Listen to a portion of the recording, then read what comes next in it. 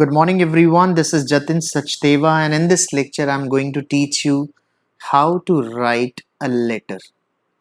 And the specific letter that we are going to talk about is actually placement of order. बच्चों, आज इस lecture में मैं आपको बताऊंगा how to place an order.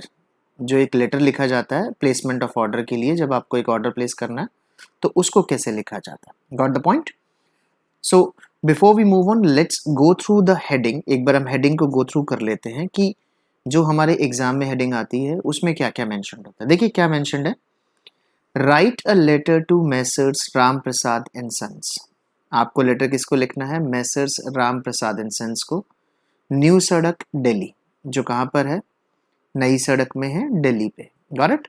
This is the location. ये location है नई सड़क. It is a famous market for books. तो वहाँ पर एक फर्म है, उसको आपको एक लेटर लिखना है प्लेसमेंट ऑफ ऑर्डर को. Asking them to send their rates in terms of supply of stationery items. आपको उनको कहना है कि वो अपने रेट्स भेजें और इसके साथ जो उनके टर्म्स एंड कंडीशंस हैं वो भी भेजें. You R L Sharma.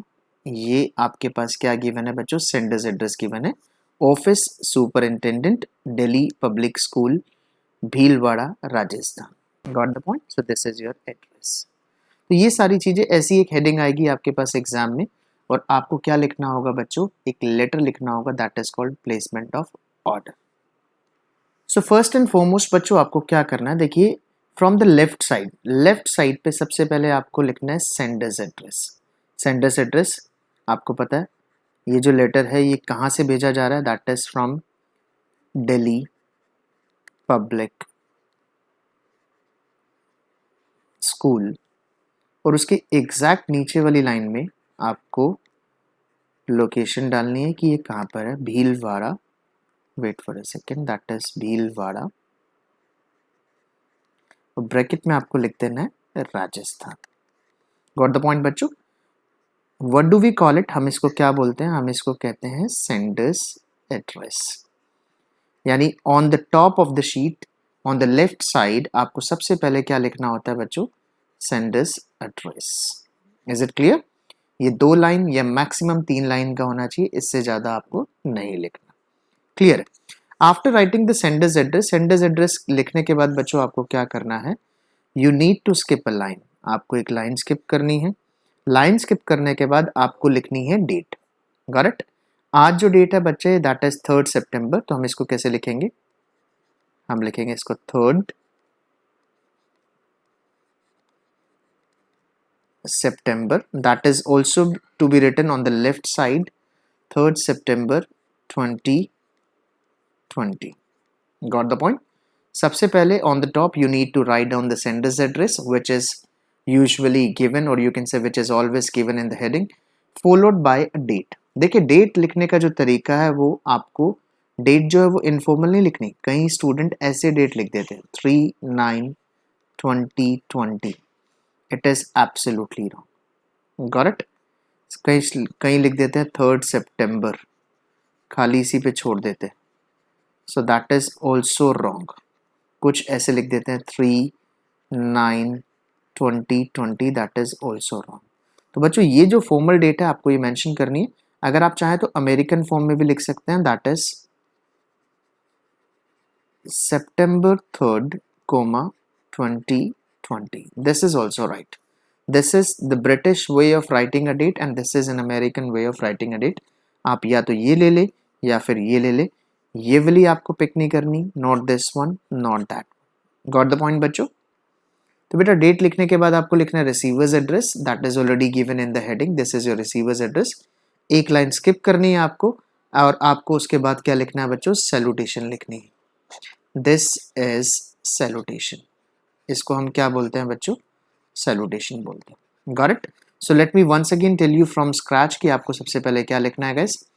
सबसे पहले आपको लिखना है sender's address in either 2 lines or 3 lines. This will be your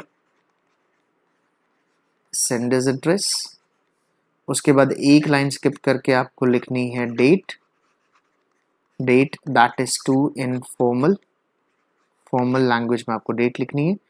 followed by receiver's address. आपको receiver's address डालना है. Make sure you skip a line after every particular. Sender address के बाद भी, date के बाद भी, receiver's address के बाद भी, और उसके बाद आपको लिखना है salutation. Got it? तो salutation के बाद बच्चों आपको क्या लिखना है? तो बच्चों इसके बाद आपको लिखना होता है subject. Got it? अब आपको एक लाइन स्किप करके यहाँ क्या लिखना है? You need to write down the subject. आपको यहाँ पे subject लिखना है. और subject क्या होगा बच्चों? Subject होगा inviting rates and terms of supply. Got it? या अगर आप चाहें तो ऐसे भी लिख सकते हैं,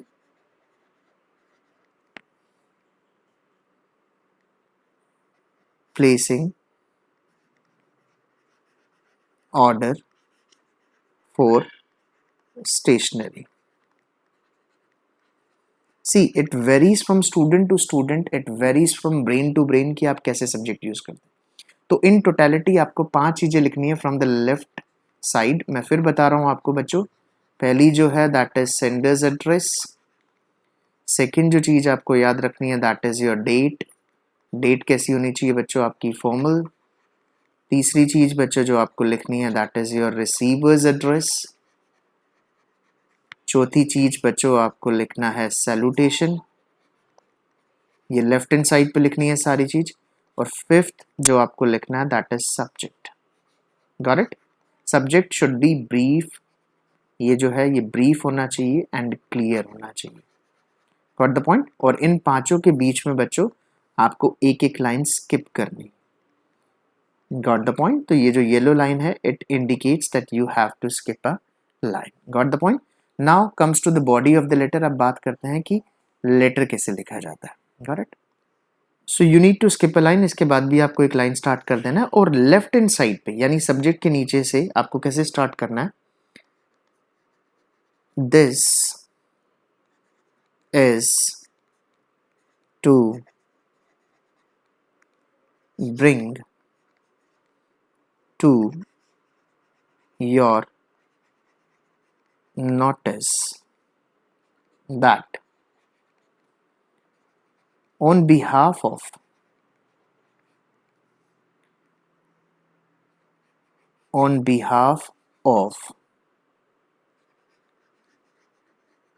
Delhi Public School we would like to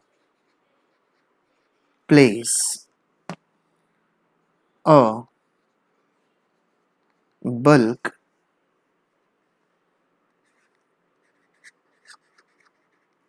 order for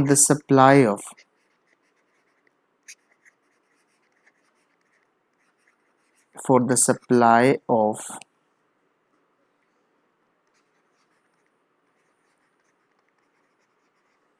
stationery items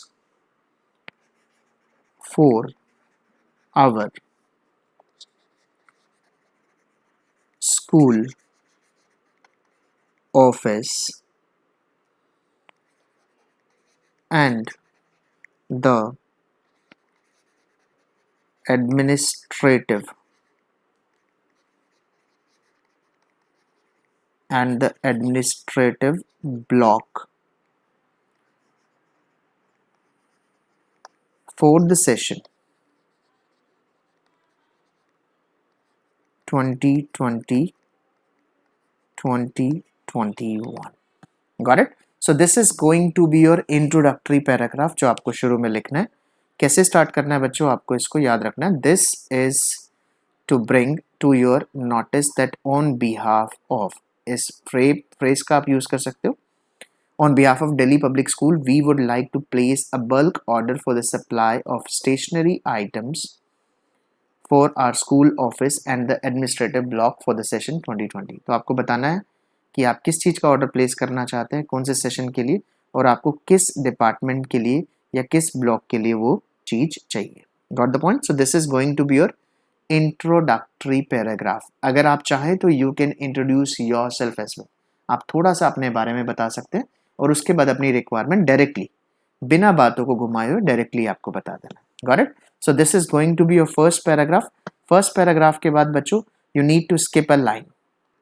first paragraph के बाद बच्चों मैंने जैसे आपको बताया आपको क्या करना है, you need to skip a line, आपको एक लाइन और स्किप करनी है। Got it?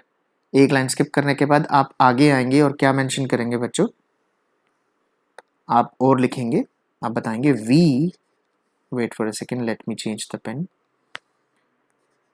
We have selected a few leading stationers.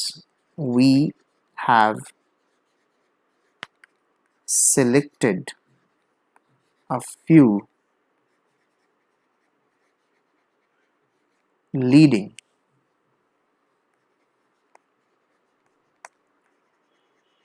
stationers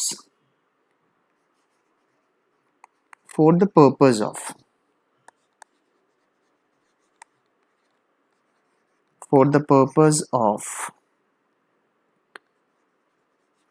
supply of these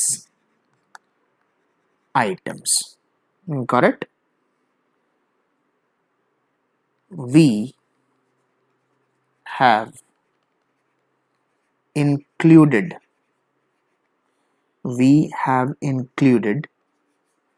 your prestigious firm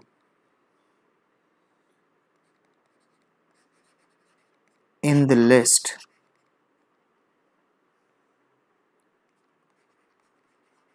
keeping in view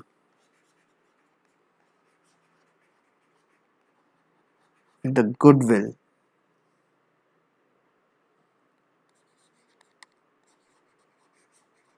it enjoys in the stationery market. Got the point? उसके बाद आप second paragraph को wind up कैसे करेंगे, kindly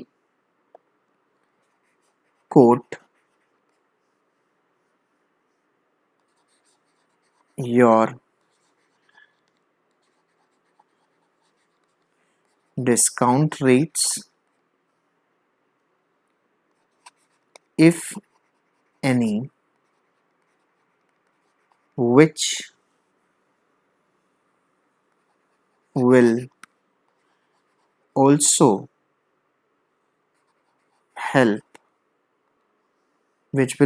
help get due weight and consideration. So this is going to be your second paragraph guys. In first paragraph you guys elaborated कि आपको क्या चाहिए था, सेकंड में आपको बताना है कि सेलेक्ट क्यों किया, आपने बताना है कि हमारे पास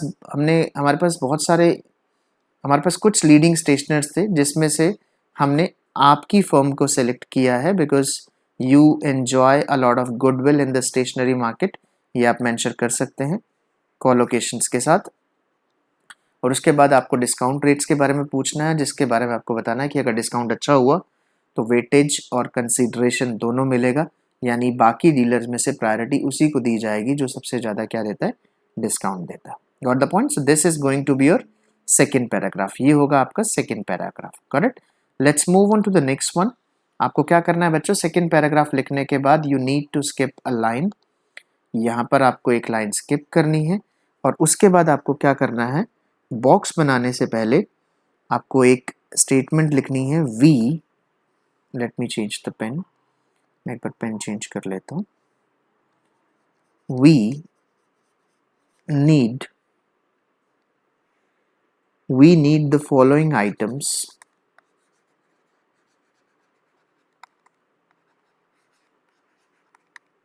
we need the following items with their brand's name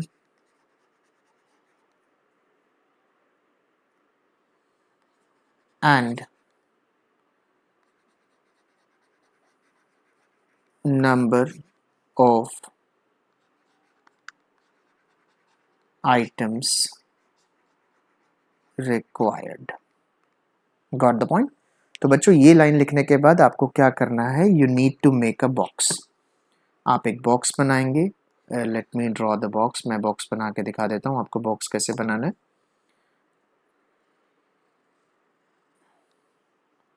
कोई बॉक्स बनाना है. Box will be like this.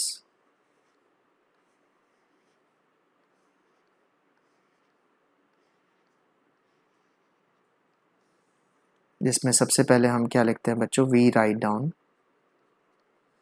सबसे पहले हमें लिखना होता है सीरियल नंबर. सीरियल नंबर के बाद we write down particulars. Particulars के बाद हमें ब्रांड नेम और हमें नंबर चाहिए. तो मेक अब टेबल लाइक दिस. आप एक बॉक्स बनाइए, एक टेबल बनाइए. ऐसी ही बिल्कुल सेम टू सेम आपको टेबल बनानी है. टेबल में क्या लिखना है बच्चों, सबसे पहले आपको यहाँ पे लिखना है serial number. This is going to be a serial number. This is going to be particulars. यहाँ पर आपको लिखना है पर्टिकुलर और पर्टिकुलर्स. यहाँ पर आपको ब्रांड नेम चाहिए और इधर आपको चाहिए नंबर्स. Got the point. तो ऐसे करके आप एक टेबल बना लेंगे. फॉर एग्जांपल आपने 1 सीरियल नंबर में लिखना है. आपको पेंसिल चाहिए, पेंसिल HB वाली पेंसिल चाहिए आपको. ब्रांड का नाम आप लिखेंगे, दैट इज नटराज. नंबर कितना चाहिए आपको, आपको चाहिए 30 dozens. Got it. Wait for a second, मैं इसको क्लियर कर देता हूँ. 30 डजन्स आपको चाहिए. ऐसे ही बच्चों आपको सेकंड पर्टिकुलर बनाना है. सेकंड में चाहिए आपको पेंसिल H की. ये भी नटराज का ब्रांड है. आप लिख सकते हैं यहाँ पे 20 डजन्स, 10 डजन्स, इट डिपेंड्स कि आपको कितनी चाहिए. तीसरे पे आपको चाहिए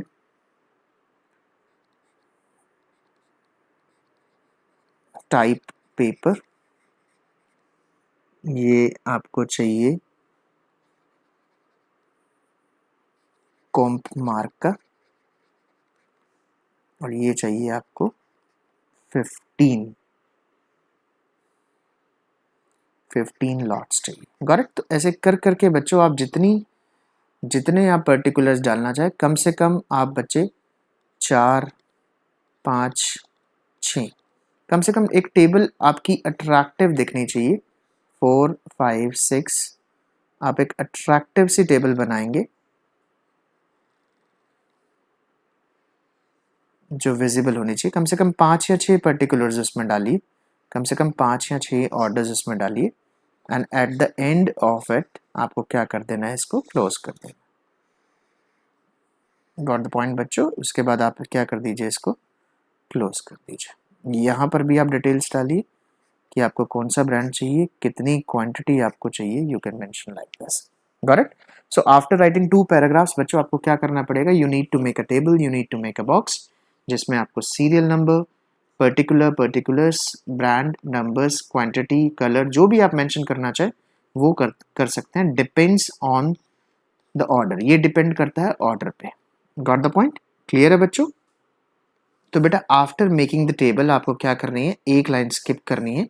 और एक लाइन स्किप करने के बाद आपको लास्ट पैराग्राफ लिखना है. लास्ट पैराग्राफ आप कैसे लिखेंगे, let us remind you once again. Let us remind you once again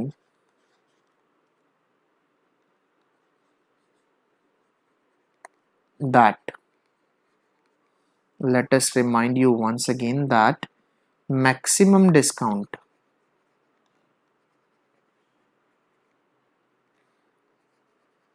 maximum discount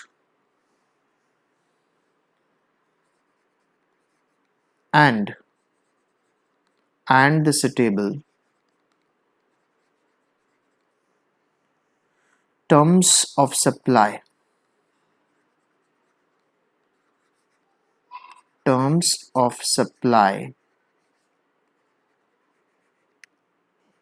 will be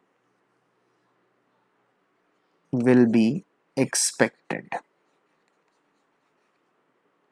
will be expected. Please do let us know whether it will be possible for you to supply us the above items before 20th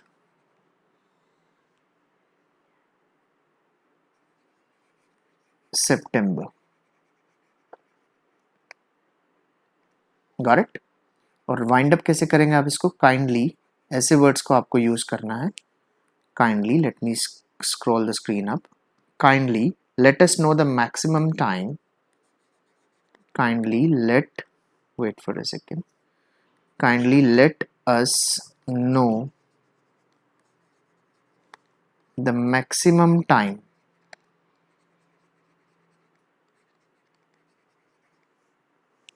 which you will require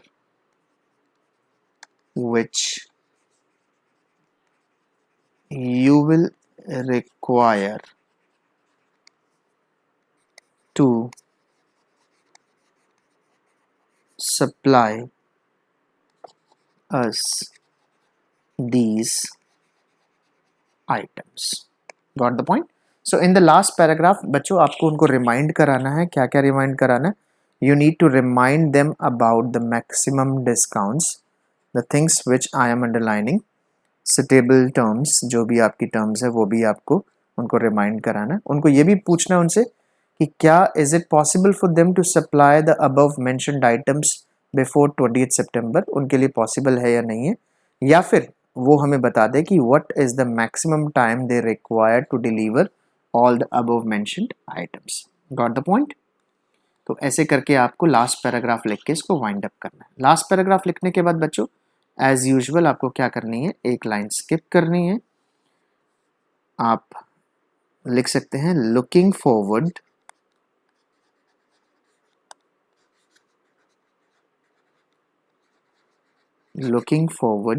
to getting prompt response. या अगर आप looking forward की जगह use करना चाहें, looking forward to की जगह, तो आप ऐसे भी लिख सकते हैं expecting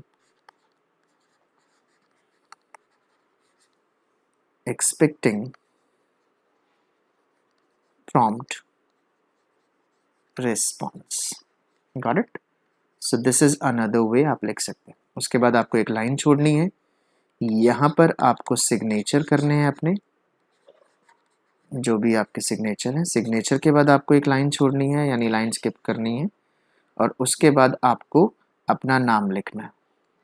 तो आपका नाम, दैट इज जो आपका नाम है RL शर्मा, वो आप मेंशन कर दोगे, RL Sharma, followed by your designation. आप यहाँ डेजिग्नेशन लिख देंगे, that is office superintendent. Got the point? तो बच्चों कैसे, आपको पहले साइन करना है और साइन करने के बाद आपको अपना नाम लिखना है और अपनी डेजिग्नेशन मेंशन कर देंगे. Got the point? So in this way you can write a letter, in this way you can place an order. आप ऑर्डर को प्लेस कर सकते हैं. तो बच्चों मैंने इसको थोड़ा सा स्क्वीज कर दिया है, थोड़ा सा जो कंटेंट है मैंने थोड़ा सा छोटा कर दिया है, उसको फ़ॉन्ट को थोड़ा सा कम कर दिया so that you can see, ताकि मैं क्लियरली आपको समझा सकूं कि क्या करना है आपको बच्चों। सबसे पहले देखिए आपको किससे स्टार्ट करना है, सेंडर्स एड्रेस। सेंडर्स एड्रेस कितनी लाइंस का होना चाहिए बच्चों, 2 to 3 लाइंस, ये आपको याद रखना है। सेंडर्स एड्रेस लिखने के बाद बच्चों आपको क्या लिखनी है, एक लाइन स्किप करके, you need to write down the date, formal date होनी चाहिए। एक लाइन स्किप करके आपको लिखना है रिसीवर्स एड्रेस, एक लाइन स्किप करके आपको लिखना है सैल्यूटेशन। सैल्यूटेशन के बाद बच्चों एक लाइन स्किप करके you need to write down the subject, आपको क्या लिखना है बच्चों, सब्जेक्ट लिखना है, गॉट द पॉइंट। और सब्जेक्ट लिखने के बाद बच्चों आपको क्या करना है, you need to write down 2 paragraphs पहले आपको लिखने हैं।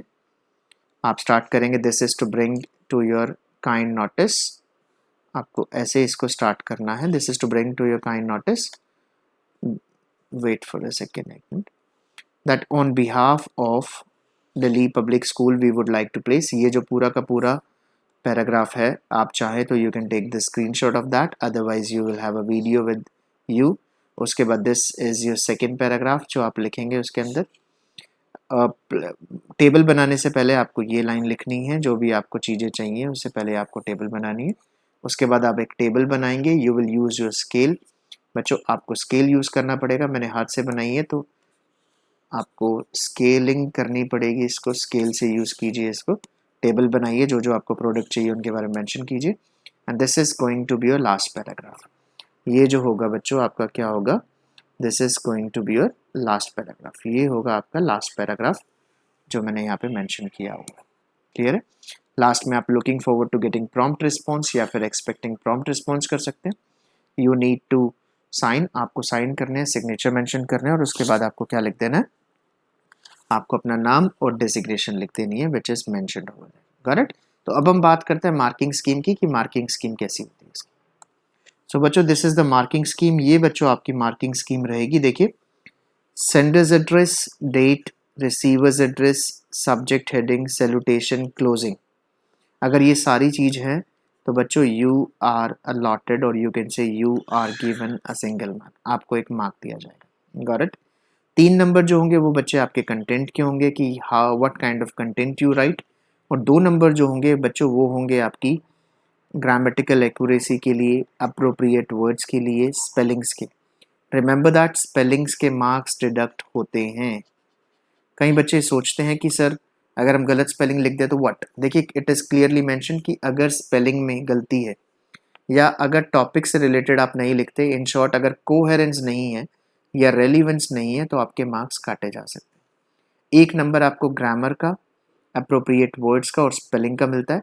1 नंबर आपको कोहेरेंस और relevance of ideas and style का मिलता है। Got it. यानी अगर आपके 6 में से 6 नंबर आते हैं तो बोर्ड एग्जाम में ऐसे मार्क्स अलॉट होकर आएंगे, 1 + 3 + 2। ये जो 1 होगा, दिस 1, ये होगा इसका, that is sender's address, date, receiver's address, subject heading, जो मैंने आपको बताई है। और 3 नंबर होंगे जो आपके कंटेंट के होंगे, कि कैसा कंटेंट आप लिखते हो। इसके अलावा 1 नंबर आपका ग्रामर का, अप्रोप्रिएट वर्ड्स का, स्पेलिंग्स का होगा, और 1 नंबर बच्चों आपका coherence, relevance of ideas and style का होगा। गॉट द पॉइंट बच्चों। सो this is the marking scheme of, ये मैंने आपको बोर्ड की मार्किंग स्कीम बताई है। क्लास 11th की मार्किंग स्कीम इस बार अलग आएगी, क्योंकि आपका जो 30% सिलेबस है that has been reduced. Got the point बच्चों। तो ये है आपकी मार्किंग स्कीम। सो बच्चों दिस इज द वे, इस तरीके से आप बहुत ईजिली लेटर्स लिख सकते हो। कौन से लेटर्स बच्चों, प्लेसमेंट ऑफ ऑर्डर वाले, आप बहुत ईजिली ऑर्डर्स को प्लेस कर सकते हो। Got the point.